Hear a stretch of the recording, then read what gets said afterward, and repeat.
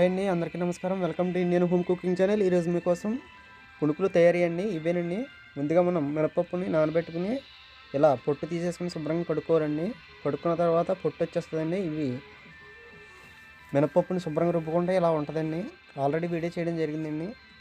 తర్వాత ఒక గుప్పుడు ఇది ఇడ్లీ నూకండి, అలాగే ఒక గుప్పుడు బియ్యం పిండి వేసి కొద్దిగా పెరుగు వేసి మొత్తం అంతా ఇలా ముద్ద కింద కలపాలండి. అలాగే పచ్చిమిర్చి ఉల్లిపాయ ముక్కలు సన్నగా చీలికలుగా కోసి ఇలా ముద్దగా కలపాలండి. ఆ తర్వాత పొయ్యి మీద మూకుడు పెట్టుకుని మూకుడు కాగాక ఇలా కొద్దిగా ఉండలా చుట్టుకుని ఇలా బజ్జీల కింద వేసుకోవాలండి. పునుకులుగా తయారవుతాయండి. ఇలా పునుకులుగా వేసుకుని దోరగా వేగిన తర్వాత తీసేస్తే ఇలా ఉంటాయండి. చాలా క్రిస్పీగా చాలా టేస్టీగా ఉంటాయండి. ఇవేనండి పునుకులు. వేడివేడిగా తింటే చాలా బాగుంటుందండి. ఓకే అండి, మా వీడియో కనుక నచ్చినట్టయితే లైక్ చేయండి, షేర్ చేయండి, కామెంట్ చేయండి. తప్పకుండా మన ఛానల్ని సబ్స్క్రైబ్ చేయండి.